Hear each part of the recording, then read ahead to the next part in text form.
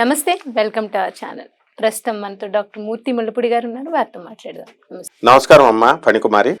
2025 రాబోతుంది, కొత్త సంవత్సరం. అందరికీ ఏవో ఒక ఆశలు, కోరికలు, ఈ సంవత్సరం అయినా బాగుంటుందా అని, ఈ సంవత్సరం ఇంకా బాగుండాలి అని అలా సాగుతూ ఉంటుంది. సో వస్తుందంటే ఒక ఎక్స్పెక్టేషన్ ఉంటుంది కదా అని ప్రతి ఒక్కరికి.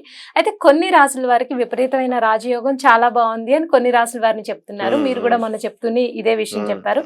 కొంచెం జాతక పరంగా దోషాలు ఉన్నాయి అని. సో మధ్యస్థంగా ఉన్నవారు, జాతక పరంగా దోషాలు ఉన్నవారు, ఏ రాసుల వారు వాళ్ళకి కొంచెం జాతక పరంగా దోషాలు ఉన్నాయి, వారు పాటించాల్సిన రెమెడీస్ ఏంటి అనేది మీతో కొంచెం బ్రీఫ్ గా చెప్పండి. తప్పకుండా. మొట్టమొదటిగా మనం ఈ 2025వ సంవత్సరంలో మన ప్రేక్షకులకి, నీకు అందరికీ కూడా నూతన సంవత్సర శుభాకాంక్షలు. ధన్యవాదాలండి. మీకు కూడా ఈ సంవత్సరము వచ్చేటటువంటిది ఏప్రిల్, తెలుగు సంవత్సరాది నుంచి వచ్చేటటువంటిది ఆ సంవత్సరం విశ్వావసునామ సంవత్సరము. అది సకల రాశులకి, సర్వ ప్రజలందరికీ కూడా ధనాన్ని సమృద్ధిగా ఎంబడి ముబ్బడిగా ప్రసాదించే సంవత్సరం అన్నమాట. చాలా శుభవార్త. అది 1965లో వచ్చింది, మళ్ళీ అలా మళ్ళీ 2025లో వస్తుంది. అలా ఒక రొటేషన్ లో వస్తుంది అనమాట. సో ఈ సంవత్సరంలో మనకి గురుడు వచ్చేసరికి మిథున రాశిలోకి ప్రవేశిస్తాడు. మే 29వ తేదీ దాటిన తర్వాత ఆ రోజున ప్రవేశిస్తే మనకి మేషరాశి వారికి ఏమవుతుందంటే వ్యతిరేకం అవుతుంది. ఓకే, అందువలన మెయిన్ గా మనం గురుడిని బేస్ చేసుకుంటాం. ఇకపోతే రాహుని మనం తీసుకున్నాం అనుకో, రాహు 12 ఉన్నాడు. ఆయన మే 30 నుంచి 2025వ సంవత్సరం నుంచి లాభంలోకి వస్తున్నాడు. అప్పటి వరకు బాలేదు. అంటే అర్థం ఏంటంటే, ఎలా డివైడ్ చేయాలంటే, కేతు మళ్ళీ బాగున్నాడు మేషరాశి వాడికి. సో ఇక్కడ గురుడు బాగుండలేదు, ఇక్కడ మే వరకు, ఇక్కడేమో కేతు బాగున్నాడు మే వరకు, ఇక్కడ రాహు బాగాలేదు, శని బాగున్నాడు. సో దీన్ని ఎలా వేయాలా ఈ మేషరాశిని? సో ఒక లెక్కలు ఉంటాయి. కేవలము ఈ 4వ ఇల్లు, 3వ ఇల్లు, 2వ ఇల్లు అని కాకుండా మనం వెలాసిటీలను కూడా చూసుకుంటాం. గురుడు ఇప్పుడు తిరిగేటటువంటిది ఏప్రిల్ నెలలో 359.0002 అని బై 1/3 ఈ వెలాసిటీ వేగం. అంటే దీన్నే మనం ఏం చేస్తామంటే జ్యోతిష శాస్త్రంలో బాల్య దశ, యవ్వన దశ, వార్ధక్య దశ అని ప్రాచీన జ్యోతిష శాస్త్రం చెప్పేది. అంటే ఇప్పుడు నీకు గురుమహాదశ నడుస్తుంది అనుకో, అప్పుడు ఏమండి గురుమహాదశ నడుస్తుంది కానీ నాకు ఇంకా ఫలితాలు రావడం లేదేంటండి అని అనుకుంటారు. శుభం జరుగుతాయి. గురుమహాదశలో మనం నేమ్ అండ్ ఫేమ్ వస్తాయి, పిల్లలు పుడతారు, ఇల్లులు కొంటారు, స్థలాలు కొంటారు. శుక్ర మహాదశలో అన్ని వస్తాయి అండ్ ఎక్స్ట్రాగా మనకి ప్రాపంచికమైన సుఖాలు కూడా వస్తాయి, పెళ్ళిళ్ళు ఇవన్నీ కూడా వస్తాయి. సో ఇంకా రావట్లేదు ఏంటండి అంటారు. అసలు ఆ శుక్రుడు గాని గురుడు గాని మనకు బాల్య దశలో ఉన్నాడా, యవ్వన దశలో ఉన్నాడా, వార్ధక్య దశలో ఉన్నాడా చూసుకోవాలి. బాల్య దశలో ఉంటే ఇమీడియట్ గా మనకు ఫలితాలు ఇస్తాయి. యవ్వన దశలో ఉంటే కొంచెం లేట్ పడుతుంది, వార్ధక్య దశలో ఉంటే ఇంకా లేట్ అవుతుంది. ఇది ప్రాచీన జ్యోతిష శాస్త్రంలో మా గురువు గారు మధుర కృష్ణమూర్తి శాస్త్రి గారు చూసేవారు, బెంగళూరు వెంకటరామన్ గారు చూసేవారు, వరల్డ్ హ్యూమన్ కంప్యూటర్ శకుంతలాదేవి గారు చూసేవారు. ఇట్లా లెజెండ్స్ చూసేవారు. ఇప్పుడు రానున్న ఈ చదువు ఏమవుతుందంటే నాణ్యత తగ్గుతూ వెళ్ళిపోద్ది. ఇవన్నీ ఏం చూడకుండా జస్ట్ గురుడు 3వ ఇంట్లోనా 4వ ఇంట్లోనా, శని 12 ఇంట్లో ఇలాగా చూసేస్తున్నారు, షార్ట్ కట్ లో చూస్తున్నారు. దాన్నే మోడర్న్ సైన్స్ లో, మోడర్న్ ఫిజిక్స్ లో వెలాసిటీ, ఆర్బిటాల్ వెలాసిటీ. ఇప్పుడు ఒక కక్ష, ఇప్పుడు ఉదాహరణకి ఇది గురుగ్రహము, గురులో శని అనేది నడుస్తుంది, గురులో శని విదశ శని. సో ఇక్కడ ఏమవుతుందంటే న్యూక్లియస్ ఉంటుంది. న్యూక్లియస్ లో మనం కేంద్రకంలో మనం ఏమని చెప్పుకున్నాం, ప్రోటాన్స్ న్యూట్రాన్స్ ఉంటాయి అనుకున్నాం, ఎలక్ట్రాన్స్ బయట తిరుగుతూ ఉంటాయి. అలాగే ఇక్కడ కూడా దీనికి కూడా న్యూక్లియస్ లో ప్రోటాన్స్ న్యూట్రాన్స్ ఉంటాయి, ఎలక్ట్రాన్స్ తిరుగుతూ ఉంటాయి. బయట సౌరమండలంలో గ్రహాలన్నీ సూర్యుడి చుట్టూ తిరుగుతున్నాయి.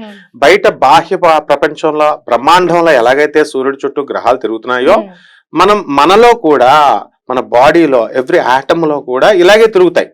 సో ఇప్పుడు ఏమవుతుందంటే వ్యక్తిగతంగా ఒక వ్యక్తికి తీసుకున్నప్పుడు ఆ పుట్టిన టైంలో, ఆ పుట్టిన సంవత్సరంలో, ఆ గడియల్లో పుట్టిన వాడికి మనం గురువులో శని దశ జరుగుతున్నప్పుడు ఇక్కడ మనము ఈ ఫస్ట్ గురువు అనేది మనం తీసుకున్నప్పుడు KLMNL షెల్స్ లో తిరుగుతాయని మనం చదువుకున్నాం చిన్నప్పుడు.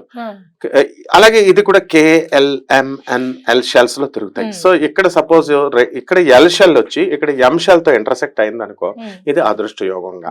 ఇక్కడ ఎం షెల్ వచ్చి ఇక్కడ ఎల్ షెల్ తో తిరిగితే ఇంటర్సెక్ట్ అయితే ఆ ఇంటర్సెక్టింగ్ పాయింట్ దగ్గర దురదృష్టంగా. ఇలా ఏవి అదృష్ట గడియలు, ఏవి దురదృష్ట గడియలు మోడర్న్ ఫిజిక్స్ డిఫైన్ చేసింది. దాన్నే పాపం ప్రాచీన ఋషులు ఏం చేశారంటే మామూలుగా ఈ పంచాంగ లెక్కలు కట్టారు. రెండు ఒకటే అన్నమాట. అనమాట, సేమ్. అయితే ఇక్కడ మనకి మోడర్న్ టెక్నాలజీ వచ్చిన తర్వాత ఎక్యురసీ ఎక్కువ ఉంటుంది, ప్రిడిక్షన్స్ అక్యురేట్ గా అంటే ప్రిసైజ్ గా ఉంటాయి, వాస్తవానికి దగ్గరగా ఉంటాయి అన్నమాట. సో ఆ విధమైనటువంటి టెక్నాలజీనే మనము జిపిఎస్ సిస్టమ్తో ఎలా అయితే మనము బండి వెళ్తుంటే ఎలాగైతే ట్రేస్ అవుట్ చేస్తామో ఇదే గాడి ఎక్కడుందో లేదో, అట్లాగే లైఫ్ లైన్ ఫ్యాక్టర్ అని మోడర్న్ ఫిజిక్స్ లో ఇక్కడ డిఆర్డిఎల్, ఇస్రో వీళ్ళంతా కూడా లైఫ్ లైన్ ఫ్యాక్టర్ తో చేస్తారు. దీన్ని బేస్ చేసుకునే ఆదిత్య 369 అనే సినిమా తీశారనమాట. సో ఇప్పుడు మనము ఈ పార్ట్ నుంచి మనం రాసుల దగ్గరకు వస్తే, మేష రాశి ఇది యావరేజ్ రాశిగా వేశారు. ఓకే, వృషభ రాశి బ్రహ్మాండంగా ఉంటుంది అని చెప్పారు. మిథున రాశి అక్టోబర్ 19 నుంచి డిసెంబర్ 2 వరకు అద్భుతంగా ఉంటుంది 2025 సంవత్సరంలో. సో దాన్ని కూడా అద్భుతంగా ఉంటుంది అని వేశారు. ఇలా కర్కాటక రాశి యావరేజ్ గా ఉంటుంది. ఇలా మనం రాసులను వేసుకుంటూ వచ్చినప్పుడు మనకేమవుతుందంటే, కర్కాటక రాశి వారికి భాగ్యంలో మనకి శని వస్తాడు, అష్టమంలో రాహు దిగుతున్నాడు మే 30 తర్వాత, దాన్ని యావరేజ్ లో పడేసాం. ఇక సింహరాశి, సింహరాశిలో సప్తమంలో శని ఉన్నాడు, అష్టమంలో రాహు ఉన్నాడు. మే 30 తర్వాత ఇంటర్చేంజ్ అవుతాయి శని రాహువు, శని ఏమో రాహు ప్లేస్ లోకి, రాహు శని ప్లేస్ లో, దాన్ని కూడా యావరేజ్ లోకి వేసేసాం. కన్యా రాశి వచ్చేసరికి 9th హౌస్ లో ఉన్నటువంటి గురుడు మరి 10th లోకి వస్తున్నాడు. అలాగే ఈ కన్యా రాశిలో ఉన్నటువంటి ఆ సప్తమంలో ఉన్నటువంటి రాహు దాంట్లోకి శని వస్తున్నాడు. సో దీన్ని కూడా యావరేజ్ లోకి వేసాం. ఈ విధంగా మనం తీసుకున్నప్పుడు ఎక్స్ట్రాడినరీగా ఉండే రాశులు ఏమిటంటే, మనకి వృశ్చిక రాశి ఒకటి, మకర రాశి ఒకటి, మిథున రాశి ఒకటి, ఆ తర్వాత మేన రాశి ఒకటి. ఇవి అద్భుతంగా ఉంటాయి 2025 సంవత్సరంలో అదృష్ట రాశులుగా చెప్తున్నాం అనమాట.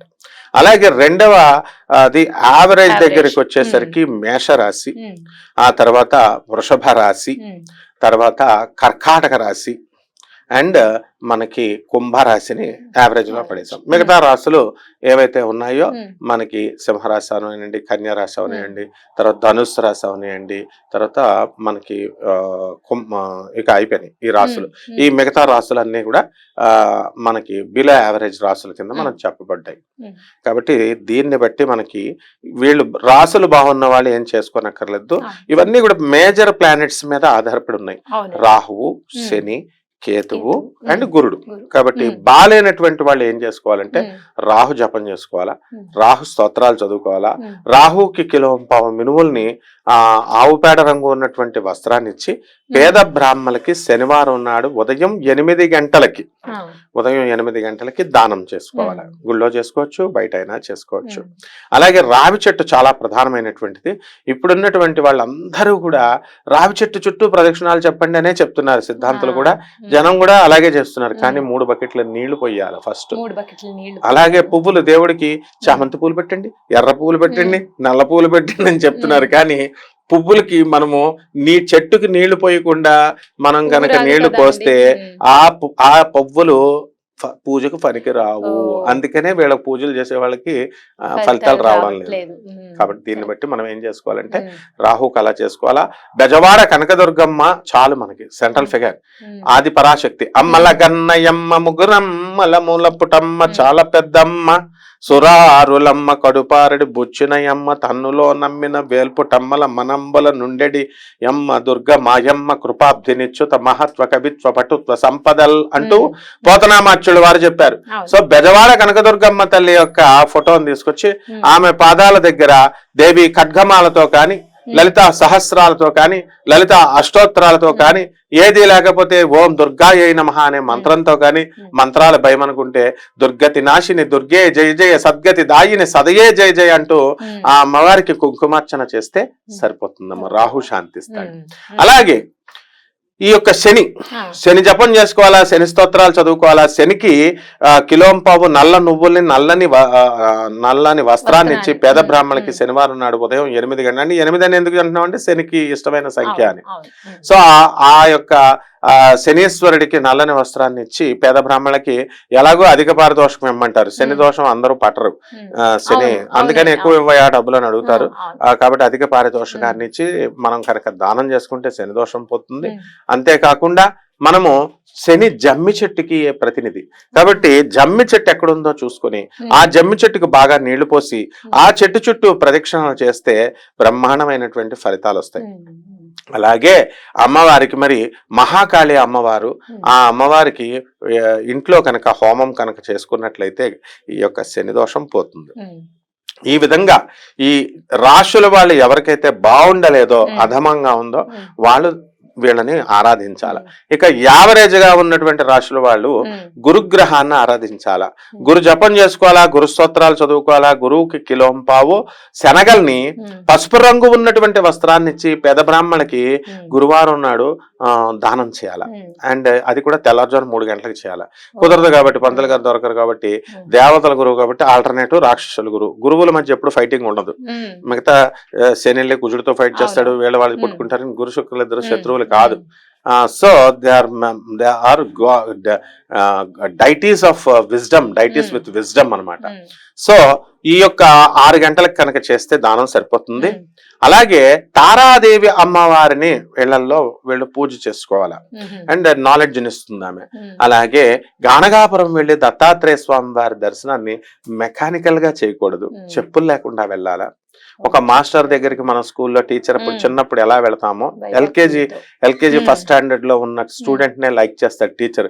10th క్లాస్ వెళ్ళిన తర్వాత టీచర్ని స్టూడెంట్స్ కేర్ చేయరు కాబట్టి వాళ్ళు కూడా పట్టించుకోరు. పెద్దోళ్ళు అయిపోయారులే మా స్టూడెంట్స్, 10th లో ఇంటర్ లో మమ్మల్ని పట్టించుకోవట్లేదు సార్ మా స్టూడెంట్స్ అంటారు టీచర్లు. సో నవ్వుకుంటారు లోపల. సో ఎల్కేజీ అప్పుడు మనము ప్రాణప్రదంగా మన టీచర్లను చూస్తాం. సో అంత ప్రాణప్రదంగా దత్తాత్రేయ స్వామిని ఆరాధించడానికి గానగాపురం గురువారం నాడు వెళ్తే సరిపోతుంది. పౌర్ణమి రోజునే వెళ్లాల్సిన అవసరం లేదు, వెళ్ళిపోయి జనాలు అక్కడ దర్శనాలు కావు. అలాగే శ్రీ గురు చరిత్ర పారాయణ వచ్చినా రాకపోయినా సరే చక్కగా చదువుకున్నట్లయితే, ఆ స్వామి వారు నృసింహ సరస్వతి స్వాముల వారి యొక్క పారాయణ కనుక విన్నట్లయితే మనకి ఈ యొక్క దోషాలన్నీ కూడా పోతాయమ్మా. అండ్ లేదా మనకి ఇక శుక్రుడు, లేడీస్ ప్రాబ్లమ్స్ వస్తాయి, భార్యాభర్తల మధ్య గొడవలు ఎక్కువగా ఉంటున్నాయి. సో ఈ శుక్ర జపం చేసుకోవాలా, శుక్ర స్తోత్రాలు చదువుకోవాలా. శుక్రుడికి కిలోంపావు బొబ్బర్లని తెలుపు రంగు వస్త్రాన్ని ఇచ్చి పేద బ్రాహ్మణులకి శుక్రవారం నాడు ఉదయం 6 గంటలకి దానం చేయాలా.